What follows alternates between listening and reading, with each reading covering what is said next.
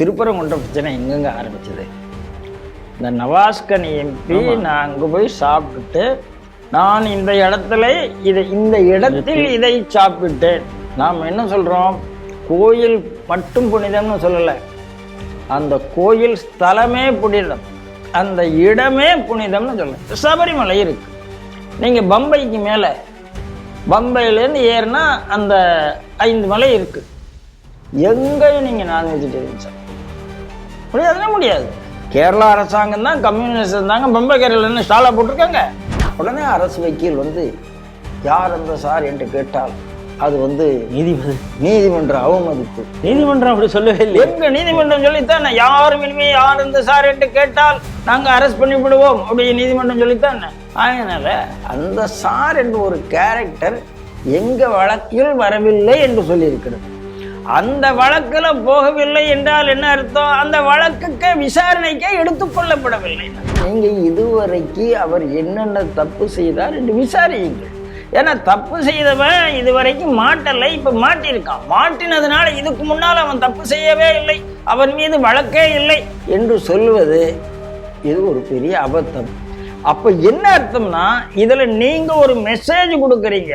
காவல்துறைக்கு ஒரு மெசேஜ், நீதிமன்றத்துக்கு ஒரு மெசேஜ். என்ன மெசேஜ்? அமைச்சர் இவர் மீது கொஞ்சம் கரிசனத்தோடு இருக்கிறார். ஏன் சார், அமைச்சருக்கு இதா வேலை? ஆகையினால மதம் இல்லாமல் நீங்க ஜாதி சர்டிபிகேட் கொடுத்தால் நீங்கள் இந்து சமுதாயத்தை ஏமாத்துகிறீர்கள். இந்து சமுதாயத்துக்கான இடஒதுக்கீடை திருடி சிறுபான்மையினருக்கு கொடுக்கிறீர்கள். திமுக சகஜமா செய்யும், அதில் மாட்டுக்கிறது கிடையாது. அப்ப இந்த இர்ரீப்ளேசபிளுக்கு இடத்துல இந்தியா வந்து விட்டதா என்று கேட்டால் இப்ப சொல்லக்கூடிய டாக்குமெண்ட் 1.9 இருக்கு. ஆனால் இந்த விஜயதசமியில RSS சர்சங்க சாலக் மோகன் பாகவத் பேசும்போது 2.1 இந்தியா இருப்பதாக சுட்டிக்காட்டி கரெக்டா மார்ஜின்ல இருக்கிறார். அது ஆபத்துன்னு பேசியிருந்ததை நான் ஏற்கனவே இதே டிவியில் சொல்லியிருக்கேன். பாலஸ்தீனியனுடைய பர்த் ரேட்டுக்கும் இஸ்ரேலினுடைய பர்த் ரேட்டுக்கும் 5 மடங்கு வித்தியாசம். 0.7 இஸ்ரேலினுடைய பர்த் ரேட். எப்படி அவங்க மீண்டு வருவார்கள் என்று நமக்கு தெரியவே தெரியாது. பாலஸ்தீனியன் சொல்றது 3.57. அதனால அவங்க ஏற்கனவே சொல்லியிருக்கிறார்கள், நாங்கள் எளிதாக இஸ்ரேலை சாப்பிட்டு விடுவோம்ங்கிற வார்த்தையை சொல்லியிருக்கிறார். நீங்க வேற கிண்டலா சொல்லியிருக்கீங்க, படுத்திருந்தே நாட்டை பிடிப்பது. அந்த வார்த்தையை நான் சொல்லியிருக்கிறேன் இதே டிவியில்.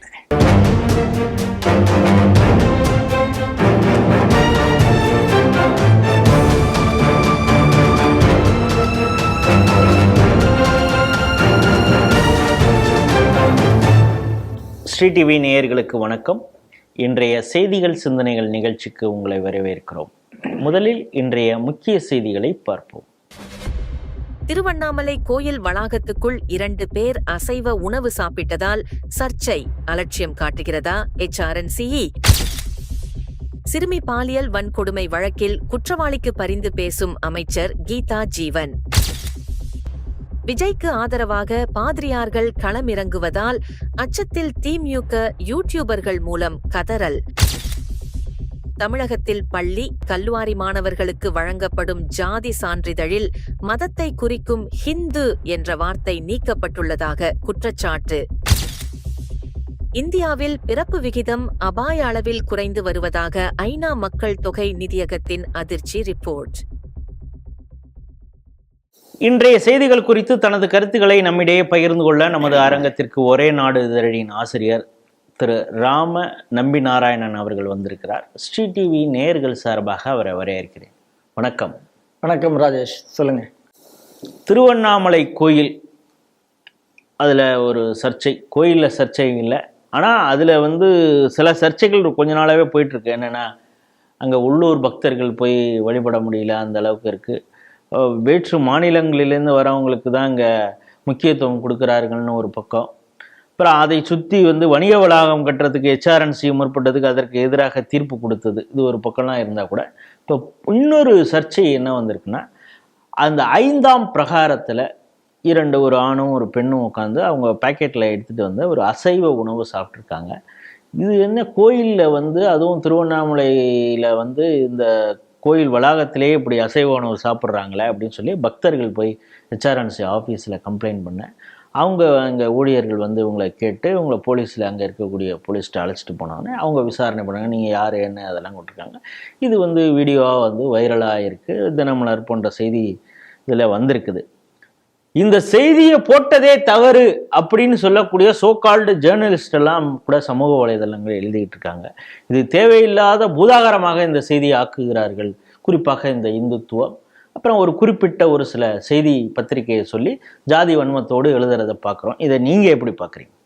அறநிலைத்துறை தன்னுடைய பணிகளை செய்வதே இல்லை, கேவலமாக கோயில்களை நிர்வாகம் செய்கிறது என்று நான் பார்க்குறேன். அதாவது அறநிலைத்துறைகளில் எதில் வேலை கிடையாதுன்னா ஆகமத்தில் வேலை கிடையாது, கோயில் பூஜைகளில் வேலை கிடையாது, எந்தெந்த மாதிரி உற்சவம் நடத்தணும்னு சொல்லத்துக்கு அறநிலைத்துறைக்கு தகுதி கிடையாது.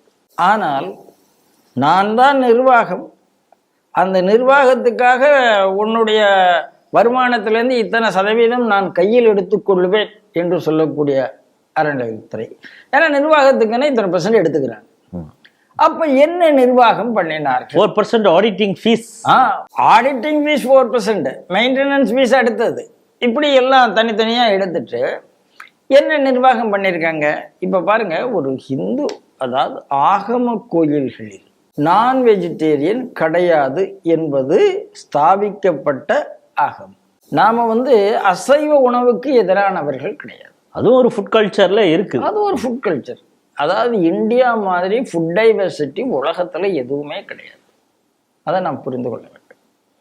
அந்த ஃபுட் டைவர்சிட்டியில அசைவத்துக்கு பெரிய பங்கு இருக்கு. அதையும் நீங்க இல்லை என்று சொல்ல முடியாது. அதுல உங்களுக்கு எத்தனையோ இடங்கள்ல எத்தனையோ புராண கதைகள்ல அதுக்கான எடுத்துக்காட்டுகளும் இருக்கு, இல்லை என்று சொல்ல முடியாது. ஆனால் ஆகம கோயில்களில் அசைவத்துக்கு இடமில்லை என்பது ஆகமம், முடிஞ்சு போச்சு. அப்போ திருவண்ணாமலை ஆகம கோயில், இப்போ உயர்நீதிமன்றம் ஒரு உத்தரவு கொடுத்துருக்கு, ஆகம கோயில்களை நீங்க பட்டியல் கொடுங்கன்னு கேட்டிருக்கு. இன்னும் பட்டியல் போகல. அந்த கோயில்ல எப்படி அசைவ உணவு உத்தரவு உண்டார்கள், எப்படி உள்ள போனாங்க? அவர் இப்ப என்ன சொல்றாருன்னா, நான் வழக்கமா சாப்பிடுவேன். ஏன்னா சாப்பிடறதுக்கு இடம் இல்லையான்னு கேட்கிறேன். பிரகாரத்துல உட்கார்ந்து வழக்கமா சாப்பிடுவேன்னு ஒருத்தர் சொல்றாருன்னா, முதல் விஷயம், சொல்லக்கூடிய ஆளுக்கும் மனசாட்சி இல்லை. நாம் ஒரு கோயில் பிரகாரம் இருக்கோமே, கோயில்ல ஏன்னா பக்தர்கள் சொல்லுகிறார்கள்னா, அதாவது இந்த இது சொல்லுவாங்க பாருங்க, இந்த தீர்த்தக்கர பாவின்னு ஒரு வார்த்தை உண்டு. எல்லாரும் ராமேஸ்வரத்துக்கு கோயிலுக்கு போவான், ராமேஸ்வரத்தில் இருக்கவும் வருஷம் என்னைக்குமே போயிருக்க மாட்டான். அந்த மாதிரி தீர்த்தக்கர பாவின்னு ஒரு வார்த்தை உண்டு. நமக்கு மனசாட்சின்னு ஒண்ணு இருந்தால் அங்கிருந்து சாப்பிட மாட்டோம். சாப்பிட்றாரு. ஏன் சாப்பிட்றாரு? ஒரே காரணம், திராவிட மாடல் ஆட்சியில் எந்த அளவுக்கு நீதி நெறி கீழே விழுந்திருக்குங்கிறது தான் இதை காமிக்கும். அடுத்தது, இப்ப அவர் சொல்றாரு, நான் வழக்கமாக சாப்பிடுவேன். வழக்கமாக சாப்பிட்றதுக்கு எப்படி அப்போ இந்து அறநிலையத்துறை அனுமதிச்சுட்டு இருந்தது? எத்தனை நாள் இந்த தவறு நடந்து கொண்டிருந்தது? அது என்ன பிரகாரம் வந்து ஃபுட் கோர்ட்டா என்னன்னு? பிரகாரம் என்ன ஃபுட் கோர்ட்டா? பல கோயில்கள்ல பிரசாதம் கொடுத்துட்டு இங்க சாப்பிடக்கூடாதுன்னு எழுதி போட்டிருப்பாங்க, இங்க கையளக்க கூடாதுன்னு எழுதி போட்டிருப்பாங்க. எங்க கொடுக்கணும், எங்க சாப்பிடணும் அப்படின்னு எல்லா இடத்துலயும் ஒரு நீதி இருக்கு. அது இல்லை. நம்ம அங்க வைக்கிற பிரசாதத்தின் மீதே கேள்வி எழுப்பிட்டு இருக்கோம். இது தினமும் நைவேத்தியம் செய்யப்பட்டதா, வெளியில இருந்து செஞ்சு கொண்டு வரீங்களா, மடப்படையில் செய்ததான்னு கூட கேள்வி கேட்டு. ஸ்ரீரங்கத்துல இப்ப அந்த பிரச்சனை வந்துட்டு இருக்கு. நீங்க திருப்பரங்குன்ற பிரச்சனை எங்கெங்க ஆரம்பிச்சது? இந்த நவாஸ்கனி எம்பி, நான் அங்க போய் சாப்பிட்டுட்டு, நான் இந்த இடத்தில் இதை சாப்பிட்டேன். நாம் என்ன சொல்றோம்? கோயில் மட்டும் புனிதம்னு சொல்லல, அந்த கோயில் ஸ்தலமே புனிதம், அந்த இடமே புனிதம்னு சொல்ல. சபரிமலை இருக்கு, நீங்க பம்பைக்கு மேல, பம்பையிலேருந்து ஏறினா அந்த 5 மலை இருக்கு, எங்கேயும் நீங்க நான் வெஜிடேரியன் சாப்பிட முடியாதுன்னா முடியாது. கேரளா அரசாங்கம் தான், கம்யூனிஸ்ட் இருந்தாங்க, பம்பை கேரளா ஸ்டாலா போட்டிருக்காங்க, போடுறது இல்லை. வடக்கு மாநிலங்கள்ல, வட மாநிலங்கள்ல பல கோயில் நகரங்கள்ல இந்த இடத்துல நான் வெஜிடேரியன் கிடையாது என்று உத்தரவு பிறப்பித்திருக்க அந்த பஞ்சாயத்து, டவுன் பஞ்சாயத்து உத்தரவு பிறப்பித்திருக்கிறது. நாமளே என்ன சொல்றோம்? ராமேஸ்வரம் புனித நகரம் என்று அறிவிக்கப்பட வேண்டும். எப்ப அறிவிக்கப்பட்டாங்களோ அப்ப அங்க இது என்மை கிடையாது. அதாவது நகரத்துல வசிக்கிறவங்க சாப்பிடக்கூடாதா அப்படிங்கிற ஒரு கேள்வி இல்லை. ஏனென்றால் கோயில் சார்ந்த குடி, குடி சார்ந்த கோயில், இதுதான் நம்மளுடைய பண்பாடு. இன்னைக்கு யாரோ உள்ள போறாங்கிறதுனால அவனுக்கு சாப்பிட்ற ரைட்டு கிடையாது. அன்னைக்கு அந்த ரதவீதி மாட வீதிகளில் சாப்பிடுபவர்கள் அன்னைக்கு கிடையாது. இன்னைக்கு ரதவீதி மாட வீதியில கடையை வைத்து கொண்டு நீங்க சாப்பிடுவேன்னு சொன்னா அது அடுத்த அயோக்கியத்தனம். ராமேஸ்வரத்துல அப்படி மேற்கு பிரகாரத்துல உள்ள வரும்போது இதே மாதிரி ஒரு சம்பவம் நடந்து அதுக்கப்புறம் வெளியேற்றப்பட்ட நிகழ்வு நடந்திருக்கு. பழனியில பழனி மலைக்கு ஏறுற இடத்துல கடைகள் வைத்திருந்தார்கள், இஸ்லாமியர்கள் கடைகள் வைத்திருந்தார்கள். மாமிச உணவு வேணும்னே சாப்பிட்டு அது பெரிய இஷ்யூ. உள்ள போய் அவங்க மாமிசம், நான் கடை வச்சிருக்கேன், எங்க போய் சாப்பிடுவேன், இங்கதான் மத்தியானம் நான் கடையை மூட முடியாது, இங்க வந்து சாப்பிடுவேன் என்று சொன்னார்கள். அப்புறம் நிர்வாகம் தலையிட்டது, கோர்ட்டு தலையிட்டது. இன்னைக்கு அந்த மலைப்பாதையில் கடைகளே கிடையாது, அது வர்த்தக ஸ்தலம் கிடையாது, அங்க அது நடந்தது. இப்ப திருவண்ணாமலையில நடந்துட்டு இருக்கு. இது எல்லா இடத்துலையும் எப்படி அறநிலைத்துறை ஒரே பேட்டர்ன்ல ஏன் நடக்குது? இதான் என்ன கேள்வி. அப்ப அறநிலைத்துறை இதை கண்டுகொள்வதில்லை. இந்து தானங்க சாப்பிட்றாங்க, சாப்பிட்டா என்னங்க, இருந்துட்டு போறாங்க அப்படிங்கிற ஒரு அயோக்கியத்தனத்தை விட எதுவும் பதில் கிடையாது. அதுக்கப்புறம் சைவம் வெர்சஸ் நான்வெஜ்னு பிரச்சனையை கொண்டு வந்து உடனே இது வந்து சைவம் சாப்பிடக்கூடாதா, அசைவம் சாப்பிடக்கூடாதா, அசைவத்தை சாமிக்கு படைக்கவில்லையா? அசைவத்தை சாமிக்கு படைக்கிறோம், யாரும் இல்லைன்னு சொன்னா. ஆனால் எங்க, எந்த கோயில்களில் என்பதுதான் இப்ப கேள்வி. அதனால அறநிலைத்துறை பெரிய தப்பு பண்ணியிருக்கு. தப்பு மட்டும் இல்லை, இந்த தப்பை தெரிந்தோ தெரியாமலோ இதுகாரும் என்கரேஜ் பண்ணிட்டு வந்திருக்கு, ஊக்குவித்து வந்திருக்கிறது. இது ரொம்ப மோசமான பழக்கம். இல்லை, இதை சுட்டி காட்டக்கூடிய பத்திரிகையே ஒருத்தர் விழுந்து புறான்றாரு, சீனியர் ஜேர்னலிஸ்ட்னு சொல்லிட்டு. இல்லை, அந்த பத்திரிகையாளருக்கு நான் ஒரு கேள்வி தானே கேட்பேன். அந்த பத்திரிகையாளர் இருந்து எப்போதுமே ஆன்டி ஹிந்து தான், ஆன்டி ஹிந்து, ஆன்டி பிஜேபி. அவர் துக்ளக் பத்திரிகையிலேருந்து வெளியில் வந்ததுக்கு காரணமே ஜெயேந்திர சரஸ்வதியினுடைய மர்டர் கேஸில் அவர் நினைச்ச மாதிரி எழுத முடியவில்லை என்பதுதான். இவங்க நினைச்சதெல்லாம் எழுதுறதுக்கு ஒரு பத்திரிகை இருக்க முடியாது, உங்கள் கற்பனையில் அங்கே வர முடியாது. எது பிரச்சனை, எது உண்மையோ அதைத்தான் எழுத முடியும். வெளியே வந்துட்டு இது எப்படி அப்படின்னு நீங்கள் எழுதணும்னா, அதே பத்திரிகையாளர்கிட்ட ஒரு கேள்வி கேட்குறேன். ஒரு பள்ளிவாசல் இருக்கிறது, அந்த பள்ளிவாசலுக்கு உள்ள வேண்டாங்க, பள்ளிவாசலுக்கு வெளியே அந்த தெருவில் எங்கோ ஒரு ஓரத்தில் ஒரு பன்றிக்கறி இருந்தா இவரை ஒத்துக்கொள்வாரா? போர்க் ஸ்டால் இருந்தா எப்படி ஏத்துப்பாங்க? ஏத்துக்க மாட்டாங்கல்ல. எல்லாருக்கும் அதே தாங்க சார். போர்க் ஸ்டால் வேண்டாம் சார், நீங்க மசூதி இருக்கிற இடத்துல விநாயகர் சதுர்த்தி உருவமே போகக்கூடாதுங்கிறீங்களா? அவருக்கு உருவமே கிடையாது அப்படின்னு சொல்லுவோம். காது மட்டும் இருக்கா கேட்கறதுக்கு? எனக்கு புரியல இந்த மாதிரி கேள்விகளை கேட்கறதுக்கு. அப்ப இவர்கள் குதர்க்கமா பேசுறதுனால நாம குதர்க்கமா பேச வேண்டிய அவசியம் இருக்கிறது. அப்ப என்ன பிரச்சனை? இவர்களுக்கெல்லாம் ஒரு சார்பு, அதாவது இவரைத்தான் திமுக அரசை தூக்கி போய் அரெஸ்ட் பண்ணி போய் கடைசியில் எல்லாரும் போய் கெஞ்சி கூத்தாடி வெளியில் கொண்டு வந்தார்கள். அதுக்கப்புறம் அறிவு வந்திருக்கணும், வர மாட்டேங்குது. ஏன் வர மாட்டேங்குது? ஒரே வெறுப்பு, உச்சந்தலையிலேருந்து உள்ளங்கால் வரைக்கும் பிராமண துவேஷம் அப்படியே இருக்கு, வேற எந்த காரணமும் கிடையாது. அது இந்து துவேஷமாக, அது மோடி துவேஷமாக, அது இந்திய துவேஷமாக முழுக்க மாறி இருக்கிறது. இதுதான் அவங்ககிட்ட இருந்து எதிர்பார்க்கறது. நல்ல வேலை துக்ளக் பத்திரிகை பிழைச்சதுன்னு நினைக்கிறேன் ஒரு வெளியில வந்ததுனால. அதனால இந்த மாதிரி பத்திரிகையாளர்களை வைத்து கொண்டு இதுதான் ஸ்டாண்டர்ட்னு சொல்ற ஒரு பைத்தியக்காரத்தனம் கிடையவே கிடையாது. இந்த கேஸ் இது வந்து செய்தி, முக்கியமான செய்தி. வெளியிட்ட பத்திரிகைகளுக்கு நன்றி, இதை கண்டித்த ஒவ்வொரு ஆன்மீகவாதிகளுக்கும் நன்றி.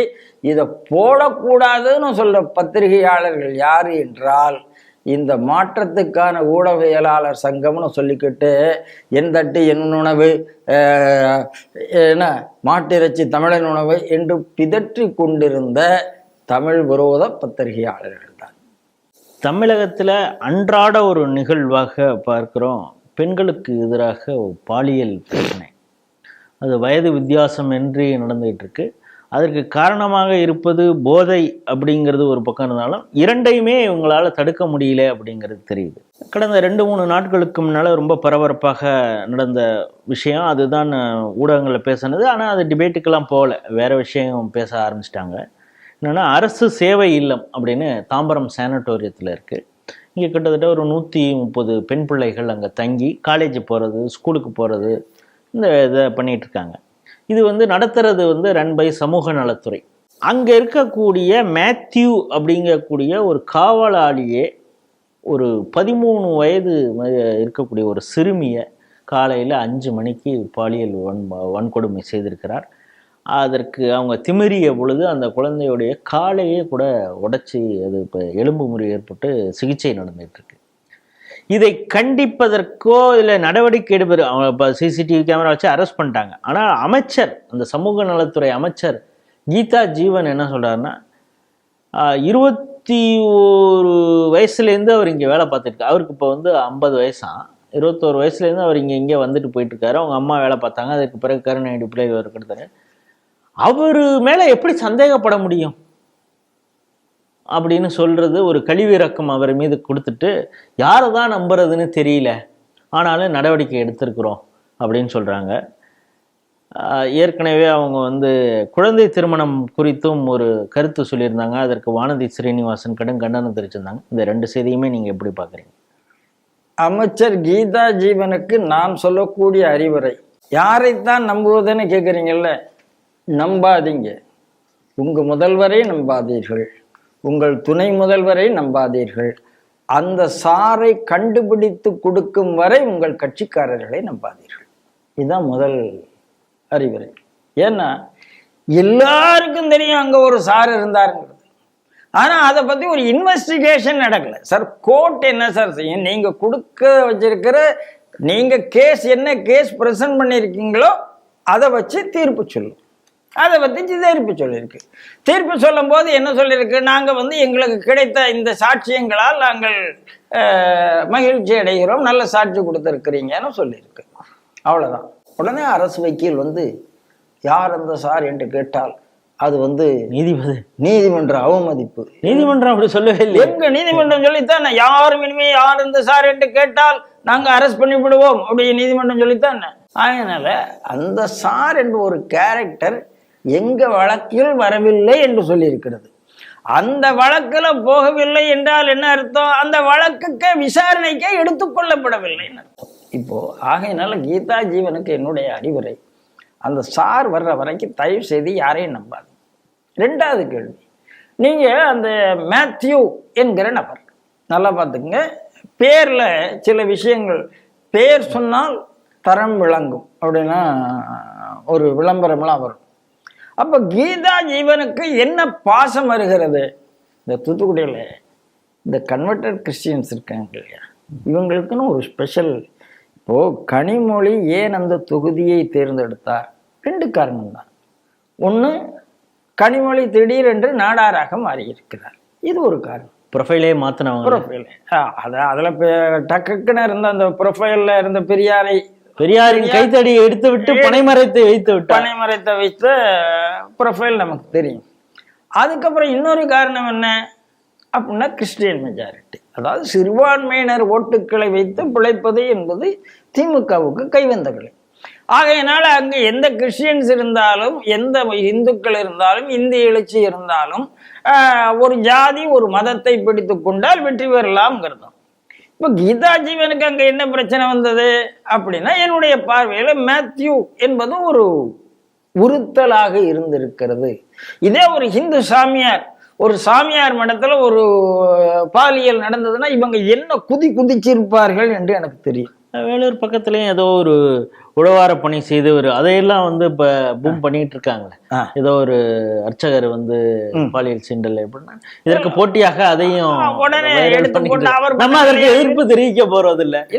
தண்டனைக்கு என்னன்னா, நீங்க வந்து யாரைத்தான் நம்புவதோ, அவர் 21 வருடம் அவர் மேல குற்றமே வரவில்லைன்னா, 21 வருடம் குற்றத்தை மறைத்த ஒரு குற்றவாளி இன்றைக்கு மாட்டி இருக்கிறான். இதுக்கு முன்னால அவன் என்ன செய்தான் என்று விசாரியுங்கள். ஒரு பிக் பாக்கெட்டில் இப்போ நீங்கள் ஒன்றும் இல்லை சார், இந்த இஸ்லாமிய தீவிரவாதத்தில் ஒரு 3 பேரை தூக்கி உள்ளே போட்டிருக்காங்க சார். என்ன நடந்தது? இந்த 3 பேரை உள்ளே தூக்கி போட்ட உடனே அத்தனை கேஸ்லையும் இவங்க தான் பண்ணாங்கன்னு கடகடன்னு கொண்டு வந்தாங்களா இல்லையா? உண்மையா பொய்யா ஒவ்வொன்றும் வேவரா இது எல்லாம் இந்த 3 பேருக்கு ஆதரவாக இருந்தவர்களை யாருமே அரெஸ்ட் பண்ணலங்கிறதையும் பார்க்கணும்.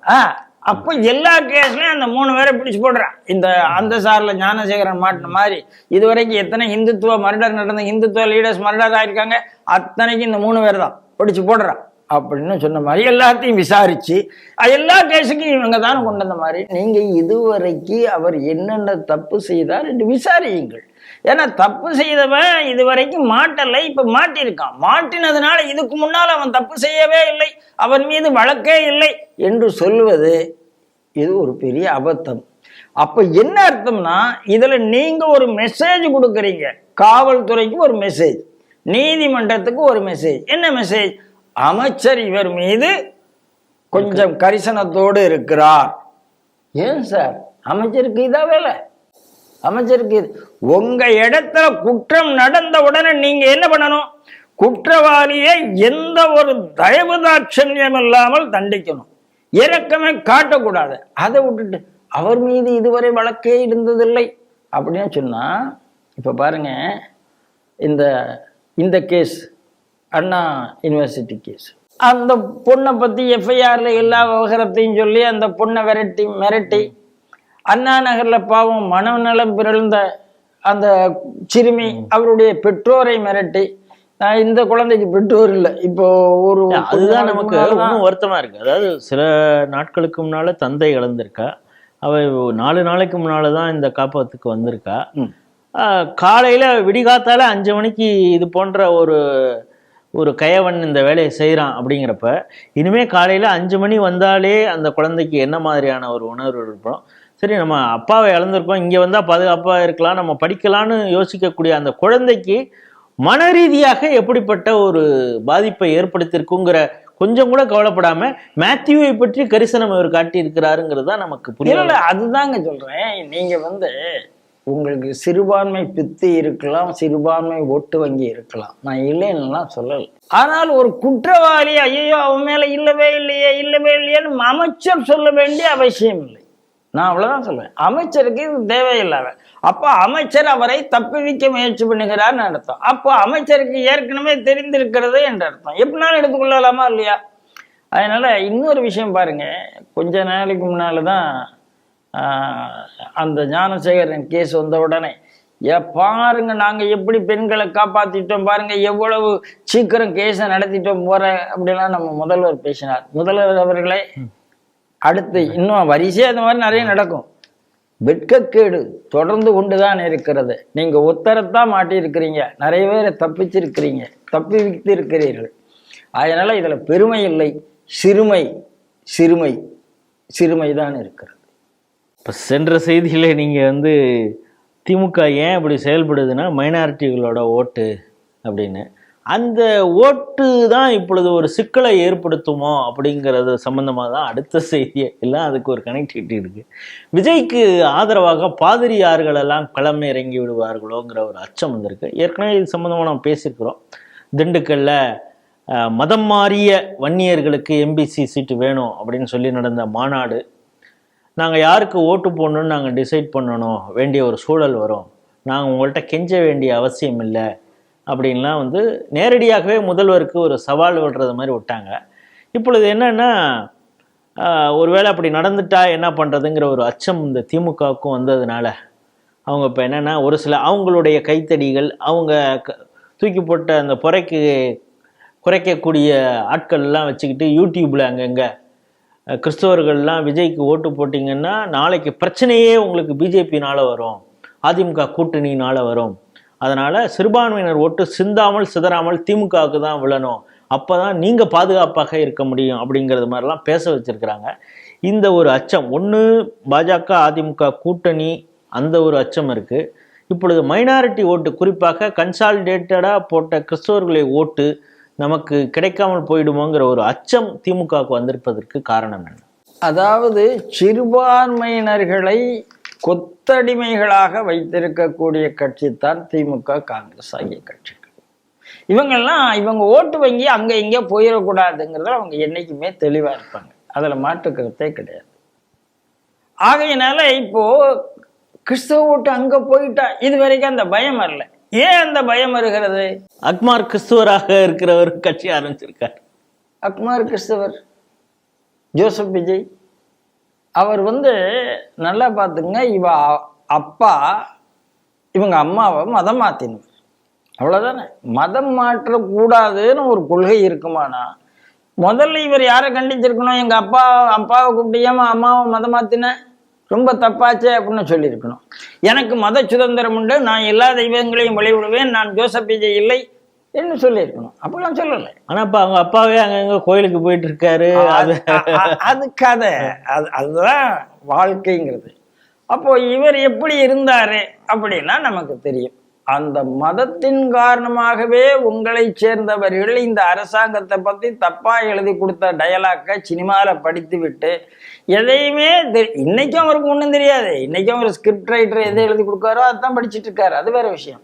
ஆனால் ஒன்றும் தெரியாத ஒரு ஆளை வச்சு தானே அரசியல் விளையாட்டு விளையாட முடியும். பாதிரிகள் விளையாடுவார்கள். திமுக ஒரு குற்றவாளி. ஏன் குற்றவாளி? மதம் மாறிய வன்னியர்களுக்கு எம்பிசி ஸ்டேட்டஸ் தருவோம் அப்படின்னு சொல்லும் போதே மத அரசியல் நடத்துறதுன்னு அர்த்தம். மத அரசியலும் ஜாதி அரசியலும் சேர்ந்து நடத்தினது திமுக. அது என்னைக்குனாலும் பூமராங் ஆகும். நீங்க சொன்னீங்க, அதுக்கு வாய்ப்பு இல்லை. இப்ப அவர்கள் என்ன சொல்லிடுறாங்க? எங்க ஒரிஜினல் கிறிஸ்தவரே வந்தாச்சு, உங்களை ஏன் நம்பணும்? இவங்க என்ன சொன்னாங்க? என் மனைவி கிறிஸ்டியன், ஆகையினால நான் கிறிஸ்டியன், இதனால நிறைய பேருக்கு வயிறு எரிஞ்சா பரவாயில்ல. இப்போ வயிறு யாருக்கு எரியுது? உங்களுக்கு தானே எரியுது. சங்கிகளுக்கா வயிறு எரியுது? விஜய் கட்சி ஆரம்பிச்சது யாருக்கு வயிறு எரியுது? உங்களுக்கு தான் வயிறு எரியுது. அதாவது யாரையாவது வைத்துக் கொண்டு யாருக்காவது வயிறு எறிந்தால் உனக்கு சந்தோஷம் என்று வந்தா அதை விட சாடிஸ்ட் ஒரு டிப்டி சிஎம் இருக்க முடியாது.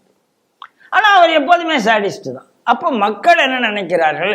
ஒரு சாடிஸ்டை காமிக்க போறதுக்கு பதிலா யாரோ ஒருத்தர் புதுசா வந்திருக்காரு, நடக்குமோ நடக்காதோ, ரெண்டு மிரட்டி பார்ப்போமே நினைச்ச தப்பு ஒன்றும் கிடையாது. அதனால கிறிஸ்துவர்கள் அப்படி விஜய்க்கு பின்னால போவார்களா அப்படின்னு கேள்வி கேட்டா நமக்கு அச்சம் இருக்கு. அதெல்லாம் வாய்ப்பு இருக்கா இல்லையா? விஜய்ங்கிறது டேக் ஆஃப் ஆகுமா ஆகாதா? இல்ல டேக் ஆஃப் ஆனாலும் நாளைக்கு கமலஹாசன் மாதிரி நேர போய் உழுமா உழாதா? எல்லாமே இருக்கு. ஆனாலும் அரசியல்ல இது ஒரு புது ட்ரெண்ட் உருவாயிருக்கு. மைனாரிட்டி ஓட்டு என்பது ஒரு கட்சிக்கு சொந்தமில்லை, இன்னொரு மைனாரிட்டி ஆரம்பித்தால் அவர் அதை பிடுங்கி கொண்டு போகலாம் என்கிற பயத்தை திமுகவுக்கு உருவாக்கி இருக்கிறது. இந்த பயம் வரவேற்கத்தக்க பயம். ஆனால் சைமல்டேனியஸா நடக்கும் பொழுது சிபிஎம்னு சொன்னது போன மாதிரிலாம் இல்லை, இந்த தடவை சீட்டு அதிகமாக கேட்போன்னு சண்முகம் சொல்கிறாரு. எங்களுக்குமே ஒரு கூட்டணி அரசாங்கமாக இருந்தால் நல்லா இருக்கும்னு திருமாவளவன் சொல்கிறாரு. இப்போ ரெண்டு பேருமே மாற்றி சொல்கிறாங்க. பாஜகங்கிறது தான் எங்களுக்கு எதிரி, அதை நோக்கி தான் எங்களுடைய இலக்குன்னெலாம் சொல்கிறாங்க. ஆனாலும் இப்படியும் பேசுகிறாங்க. ஸோ அவங்களுடைய வாய்ப்பை திறந்தே தானே வச்சிருக்கிறாங்க அப்படிங்கிறதும் இருக்குல்ல. இல்லை, வாய்ப்பை திறந்து வச்சிருக்காங்கிறது உண்மை. ஆனால் திருமாவளவனை பொறுத்தவரை என்னுடைய ஒரே ஒரு ஆலோசனை திருமாவளவனுக்கு, அண்ணா நீங்கள் சீட்டெல்லாம் பற்றி அதிகம் கேட்காதீங்க, முதல்ல பிளாஸ்டிக் சேரை போடாதீங்கன்னு ஆண்மையாக சொல்லுங்கிறேன். திருமாவளவன் நீங்கள் சீட்டை கேட்டு உங்களுடைய அந்தஸ்தை கூட்டாதீங்க. இருக்கிற இடத்துல நீங்கள் தான் சிறுத்தை ஆச்சு இல்லை, தைரியமாக சொல்லுங்க, எனக்கு பிளாஸ்டிக் சேர் கிடையாது, நல்ல சேரை போடுங்க, அப்படி சண்டை போடுங்க கேட்குறேன் நான். வேற ஒன்றும் அவர்கிட்ட கேட்கல. சார் சீட்டு கேட்கறது உங்கள் உரிமை சார், அதை நான் இல்லைன்னு சொல்லலை. ஆனால் இந்த சீட்டுக்காக பிளாஸ்டிக் சேரை ஏற்றுக்கொள்ளாதீர்கள். ஏன்னா உங்களுடைய சமூக நீதியை பற்றி நாங்கள் கவலைப்படுறோம் சார். அதுக்காக திருமாவளவனுக்கு என்னுடைய அட்வைஸாக சொல்லுகிறேன், அவ்வளோதான். அதனால திருமாவளவனுக்கு சீட்டு கிடைக்குமா கிடைக்காதா, இல்லை கம்யூனிஸ்ட் கட்சிகளுக்கு சீட்டு கிடைக்குமா கிடைக்காதா அப்படின்னு கேட்டால் இதில் ரெண்டு கேள்வி இருக்கு. கல்லெறிஞ்சு பார்ப்போம், பழம் விழுந்தா பழம், இல்லைன்னா வேற ஏதாவது என்ன பணம், அவ்வளவுதானே. 25 கோடி இந்த தடவை 50 கோடியா வரலாம். அதாவது பணம் பத்தும் செய்யும். நான் ஒரு இன்ஃபார்மலா ஒரு செய்தி கேள்விப்பட்டேன். என்ன கேள்விப்பட்டேன்? கம்யூனிஸ்ட் கட்சிகள் எல்லாம் ரொம்ப யோக்கியமானவர்கள், அவர்களெல்லாம் பணம் கொடுத்தால் வாங்க மாட்டார்கள், நாமல் அவர்களை எப்படி வாங்குவது, எப்படி சரி கட்டுவது அப்படி சொன்னபோது இன்றைய முதல்வர் சொன்னாராம், அதெல்லாம் கிடையாதுங்க, நீங்கள் ரூபாய் கொடுத்துட்டு வாங்க, அதுக்கப்புறம் அவங்க எப்படி வாழை சுருட்டிட்டு வராங்க பார்ப்போம் அப்படின்னு சொன்னதாக எனக்கு நெருங்கிய ஒரு பத்திரிகையாளர் சொன்னார். கழுகார் அந்த யார் அது மாதிரி ஏதோ ஒரு பட்சி சொன்னார். ஏதோ ஒரு பட்சி சொன்னார். உடனே கொடுத்துட்டு வந்துட்டாங்க. கொடுத்துட்டு வந்த பிறகு அவங்க வாழை ஆட்டி ஆட்டி ஆட்டி வந்த உடனே முதல்வர் சிரிச்சாராம். முதல்வருக்கு அட்வைஸ் பண்ண ஒரு முகத்தில் ஒன்றுமே ஈயாடலையா. அவர் சொன்னார், இந்த கம்யூனிஸ்ட் கட்சிக்காரனையா நம்பி நீ எல்லாம் கொள்கைன்னு சொன்ன அப்படின்னு முதல்வர் சொன்னதாக எனக்கு ஒரு செய்தி. ஆகையினால இப்ப இவங்க கேட்கறது 25 கோடிக்கு பதிலாக 50ஆக தருகிறீர்களா, 100ஆக தருகிறீர்களா, சீட்டா நோட்டா அப்படிங்கிற ஒரு பேரமும் இதுல. இந்த நோட்டா இல்ல, இந்த நோட்டா. ஆமா, NOTA நோட்டா இல்லை, இது கரன்சி நோட்டா அப்படிங்கிற ஒரு விஷயமும் இருக்கலாம். ஆனா எல்லாருக்கும் இப்ப தைரியம் வந்திருக்கு. இந்த நேரத்துல திமுகவை உரிச்சு பார்க்கணும், அவ்வளவு காசு சம்பாதிச்சுட்டான். இப்ப இல்லைன்னா செல்வ பெருந்தகை பேசுறாரு, கார்த்தி சிதம்பரம் பேசுறாரு, எல்லாரும் பேச ஆரம்பிச்சிருக்கிறாங்க. அதனால இது திமுக கிட்ட காலம் தாங்க, அதுல எனக்கு மாற்று கருத்து இல்லை. இந்த பாதிரிகள் போறாரோ போகலையோ, விஜய் கிறிஸ்தவ கட்சியா இருக்குமோ இருக்காதோ, ஆனால் திமுகவுக்கு கிட்ட காலம் ஆரம்பித்து விட்டது என்பதுதான் இதுல இருந்து எனக்கு தெரியுது. திராவிட மாடல் வந்து சாதியை ஒழிப்பதற்காக, சமூக நீதியை காப்பதற்காக பல செய்திகள்லாம், பல விஷயங்கள்லாம் செய்கிறோம் அப்படின்னு அப்பப்போ உருட்டுவாங்க. அதில் ஒரு உருட்டு, ஆனால் இது வந்து ஒரு ஆபத்தான உருட்டாக இருக்கிறது அப்படிங்கிறது செய்தி வந்திருக்கு. என்னென்னா, இப்போ ஸ்கூல் ஸ்டூடெண்ட்ஸு, இப்போ அடுத்து காலேஜ் அட்மிஷன் இவங்கெல்லாம் போகிறப்போ அந்த TC plus caste community certificate வரும். இதை வந்து ஆன்லைனில் கூட இப்போ சில விஷயங்கள், எந்தெந்த சர்வீஸை வந்து ஆன்லைனில் வாங்கலான்னு கூட ஒரு 11 துறை சம்பந்தமாகிறது எல்லாத்தையும் ஆன்லைன்லேயே பெறலான்னு சொல்லியிருக்காங்க. அதில் ஒன்று கம்யூனிட்டி சர்டிஃபிகேட் வாங்குறது கூட. இந்த கம்யூனிட்டி சர்டிஃபிகேட்டில் நம்ம ஆன்லைனில் வாங்கும் பொழுது அதில் ஜாதி பெயர் மட்டும் இருக்கிறது. இந்து, இப்போ இந்து நாடார், இந்து வன்னியர், இந்து பிராமணர், இது மாதிரி ஒவ்வொரு இதுக்கும் இந்து இதுன்னு இருக்கும். இந்த இந்துவை கழட்டிட்டு வெறுமனே ஜாதி பெயர் மட்டும் இருக்குது. இது ஆபத்தாக முடியும். இது வந்து கன்வர்ஷன் இருக்கிறவங்களும் கூட இந்த கம்யூனிட்டி சர்டிஃபிகேட்டை பயன்படுத்தி அதன் மூலமாக இடஒதுக்கீடு பெறுவதற்கான சதியோ அப்படின்னு இந்து முன்னணி கேள்வி எழுப்பியிருக்கிறது. இதை எப்படி பார்க்குறீங்க? மதம் சொல்லாமல் ஜாதி மட்டும் சொல்லி வரக்கூடிய ஆன்லைன் சான்றிதழை அரசாங்கம் ஏற்றுக்கொள்ளக்கூடாது. முதல் விஷயம் தான். அரசாங்கம் நீங்க என்ன கேள்வி கேட்குறீங்க? முதல்ல மதம் கேட்குறீங்க, அடுத்தது ஜாதிக்கு. நேஷனாலிட்டி, மதம், அதுக்கப்புறம் ஜாதி தானே. ஆமா.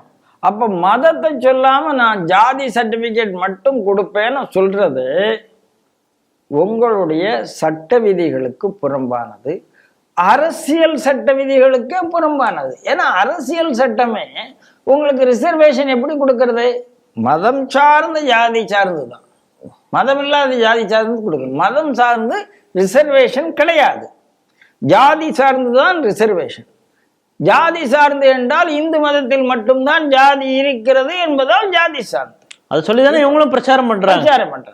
அப்போ நீங்க வெறுமன கொடுத்துக்கிட்டு அங்க போன உடனே நான் கிறிஸ்தவ முதலியாரு, நான் கிறிஸ்தவ நாடாரு, நான் கிறிஸ்தவ வன்னியரு அப்படின்னு சொன்னா கிறிஸ்தவத்துல ஜாதி கிடையாதுல்ல.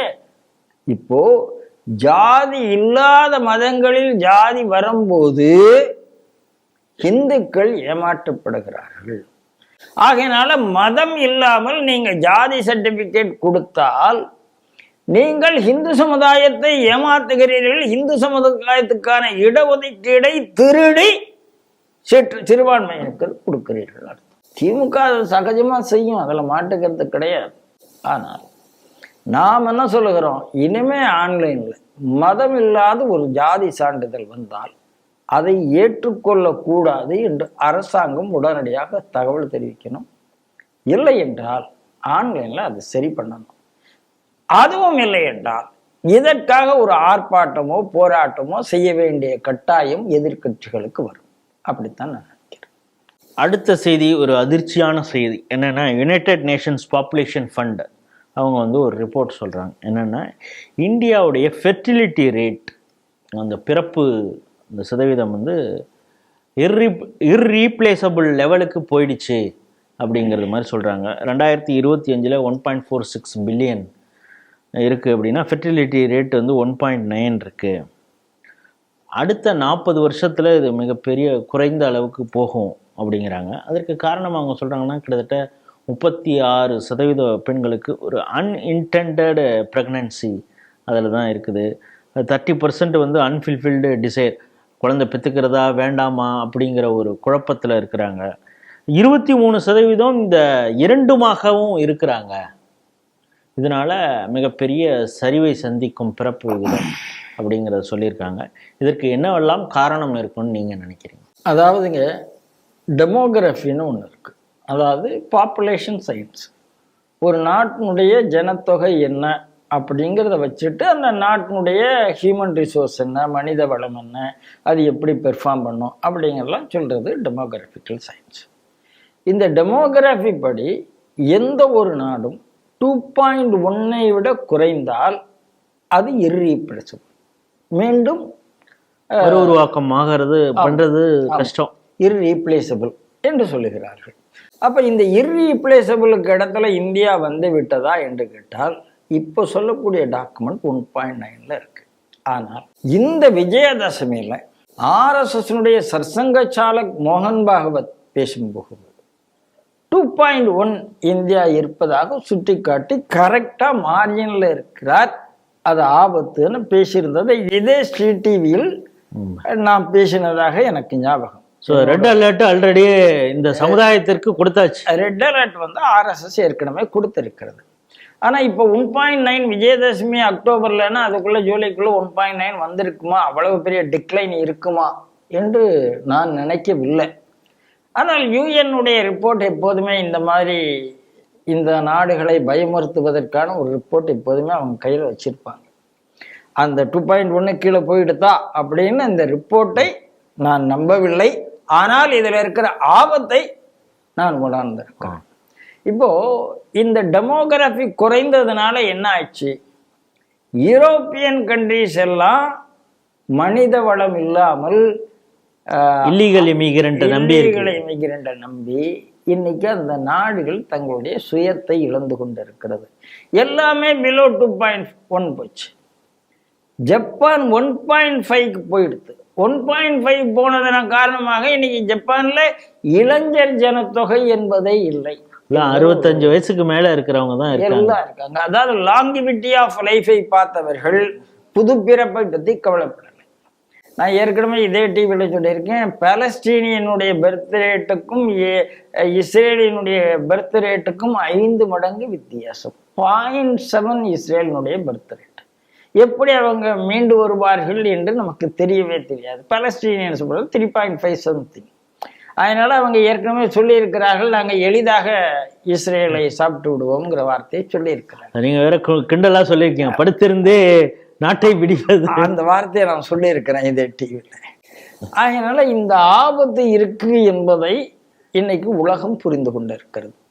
அப்போ 1.9 என்பது கொஞ்சம் ஜாக்கிரதை. ஆனால் இதில் இன்னொரு நல்ல விஷயம் என்னன்னா, இந்த டெமோகிராபிக் டிவிடெண்ட் என்று ஒரு வார்த்தை, இந்த மக்கள் தொகையால் மனித வளத்தால் கிடைக்கக்கூடிய பலன், அது என்ன சொல்லுகிறார்கள்? உலகத்துக்கு அதிகமாக டெமோகிராபிக்கல் டிவிடெண்ட் இந்தியாவிலிருந்து தான் கிடைக்கும். இந்தியாவுக்கு மட்டும் இல்லை, ஏன்னா இந்தியாவில் தான் நல்ல படித்தவர்கள் இருக்கா. ஏன்னா இன்னைக்கு இஸ்லாமிக் நேஷன்ஸில் டெமோகிராபிக் டிவிடெண்ட் இருந்தாலும் அங்கே விஞ்ஞான முன்னேற்றம் இல்லை. இப்போது இருக்கு, உங்களுக்கு பாகிஸ்தான் இருக்கு. என்ன விஞ்ஞான முன்னேற்றம் இருந்தது அப்படின்னு கேட்டால் ஒன்றுமே இல்லை. அவங்க இந்திய வெறுப்புகளால் இருந்தது தவிர பெருசாக முன்னேறவில்லை. எல்லாம் நீங்கள் அரபு கண்ட்ரிஸ் எல்லாம் எடுத்தால் என்ன பண்ணிட்டாங்க? டெக்னாலஜிகளுக்கெல்லாம் ஹையர் பண்ணி கொண்டார்கள் அவர்கள். அமெரிக்காவை, இங்கிலாண்டை, ஜெர்மனை எல்லாத்தையும் ஹையர் பண்ணி கொண்டார்கள். இவங்க ஒன்றும் தங்களுடைய அறிவை வளர்த்து கொள்ளவில்லை. அதனால இன்னைக்கு அறிவார்ந்த ஒரு சமுதாயமாக இந்தியா இருக்கிறது. இந்தியாவில் பாப்புலேஷன் இவ்வளவு நல்லா இருக்கிறது. இன்னும் 5-10 வருஷத்துல இந்தியன் மைக்ரன்ஸ் உலகமெல்லாம் போனால் உலகத்தை ஆண்டு கொண்டு இருப்பார்கள் அப்படின்னு ஒரு தேரி இருக்கு. அதனால இந்தியன் டெமோகிராபிக் டிவிடெண்ட் இந்தியாவுக்கு மட்டுமல்ல, இந்தியாவுக்கு உலகத்திலிருந்தும் பெற்றுத்தருங்கிற ஒரு எண்ணம் இருக்கு. ஆனாலும் கூட அது இந்துக்களுக்கு சாதகமாக வருமா? ஆகையினால என்ன நினைக்கிறாங்க? இந்த டெமோகிராபிக் டிவிடெண்டை இந்துக்களிடம் விட்டுவிடக்கூடாது.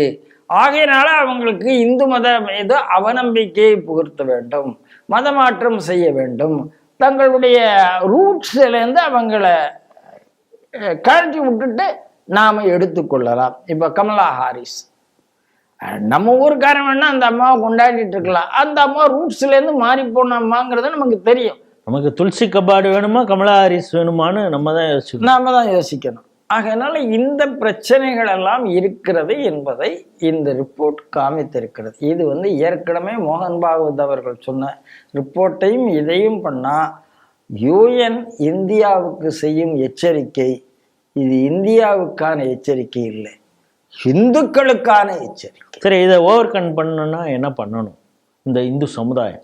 இல்லை, அதாவது நீங்கள் அந்த வெஸ்டர்ன் தாட்ஸ் இருக்கு இல்லையா, உங்களுக்கு முதல்ல என்ன சொன்னீங்க, குழந்தை பேரே ஒரு சுமை, நாம் இருவர் நமக்கு மூவர், அப்புறம் நாம் இருவர் நமக்கு இருவர், அப்புறம் நாம் இருவர் நமக்கு ஒருவர், அப்புறம் நாமே குழந்தைகள் நமக்கேன் குழந்தைகள். இதுதான் 1 2 3 4 ஸ்டேஜ். நாமே குழந்தைகள் நமக்கு ஏன் குழந்தைகள்னு போனதுனால தான் இன்னைக்கு அந்த பர்த்டேட்டில். ரெண்டாவது கல்யாணம் பண்ணுறது. நீங்கள் கல்யாணம் பண்ணுறதுன்னா நான் ஒரு ஸ்டெபிலிட்டி இல்லாமல், நான் ஏன் பண்ணாமல் நான் கல்யாணம் பண்ண போகிறதில்ல. இல்லை, ஏன்ங்கிறது எந்த அளவுக்கு ஏன் பண்ணுறதுங்கிறதும் டார்கெட் வச்சிருக்கிறதுனால, அதாவது ஒரு பைத்தியக்காரத்தனமான மாய உலகத்தில் இந்துக்கள் மாட்டிக்கொண்டிருக்கிறார்கள். அதாவது முதல் விஷயம் குடும்பம், குடும்ப விருத்தி, சந்ததி, இதெல்லாம் இருந்தால் அதுதான் செல்வம். அதாவது மனித செல்வம் தான் செல்வம், கால்நடை செல்வம் தான் செல்வம். கரன்சி பிரிண்ட் அடிச்சு வர்றது செல்வம் கிடையாது என்பதை இந்த சமுதாயம் புரிந்து கொள்ள வேண்டிய கட்டாயம் வந்து கொண்டிருக்கிறது.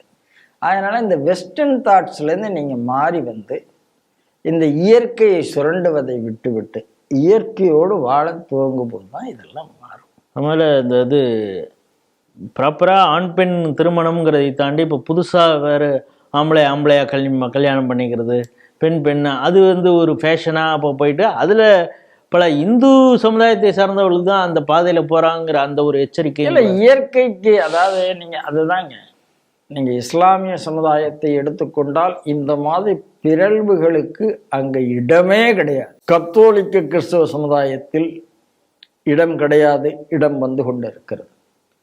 உலகத்தையே இந்த மெட்டீரியலிஸ்டிக் ஏரியாவுக்கு கொண்டு கெடுத்தது என்று சொன்னால் அது ப்ராட்டஸ்டன்ட் கிறிஸ்டியன்ஸ் தான் குற்றம் சாட்ட வேண்டியிருக்கு. அதில் மாற்றுக்கிறது கிடையாது. ஆகையினால் அதில் வந்தவர்கள் தான் இன்னைக்கு இந்த பைத்தியக்காரத்தனம், ஆணுக்கு ஆண் கல்யாணம், பெண்ணுக்கு பெண்ணுக்கு பெண்ணாலும் என்னென்னலாமோ வார்த்தைகள் உண்டு. அதெல்லாம் நான் LGBT ஒரு வார்த்தையோட நான் நிறுத்திக்கிறேன். அதுக்கு பல விஷயங்கள் இருக்கும். இந்த பைத்தியக்காரத்தனத்திலேருந்து உலகம் வெளியில இயற்கை எதுவோ அதை ஏற்றுக்கொண்டு, இயற்கைக்கு புறம்பான அதை இயற்கை என்று சொல்லக்கூடாது. இயற்கையில சில பிறழ்வுகள் இருக்கும். இப்போ ஒரு ஆளுக்கு மனப்பிறழ்வு இருக்கு, அது இயற்கை. ஆனா மனப்பிறழ்வு என்பது மனப்பிறழ்வு தான் அப்படின்னு நீங்க அதை இது பண்ணுமே தவிர அதை நியாயப்படுத்தக்கூடாது. அந்த மாதிரி செய்து நீங்க திருமணம் என்பது அந்தந்த காலகட்டத்தில் நடக்க வேண்டும். அந்தந்த காலகட்டத்தில் அடுத்த சந்ததி உருவாக்க வேண்டும். ஃபுட் ஹேபிட்லாம் ரொம்ப மோசமாக போயிருக்கு. அதாவது இந்த இரவு உணவு ரொம்ப மோசம். பிரியாணி மட்டுமே சாப்பிட்றது, பிரியாணி ரொம்ப மோசம். அதில் பீஃப் பிரியாணி ரொம்ப மோசம். இப்படி இது எல்லாத்தையும் மாற்றிக்கொண்டு மீண்டும் நாம் நம்முடைய சனாதன வேர்களை தேடி போகும்போது தான் இதுக்கான சொல்யூஷன் இருக்குது. ஆனால் இந்து சமுதாயம் அதை நோக்கி திரும்பி கொண்டிருக்கிறது என்ற நம்பிக்கையும் சமீப காலமாக பல செய்திகள் சொல்லிட்டு. இன்றைய 5 செய்திகள் குறித்து மிக ஆழமாகவும் விரிவாகவும் ஸ்ரீ டிவி நேயர்களோடு உங்களுடைய கருத்துக்களை பகிர்ந்து கொண்டீங்க. மீண்டும் ஒரு நிகழ்ச்சியில் சந்திப்போம். அதுவரை உங்களை விடைபெறுகிறோம். நன்றி, வணக்கம், ஜெய்ஹிந்த், ஜெய். நன்றி, வணக்கம், ஜெய்ஹிந்த், ஜெய் ஸ்ரீராம்.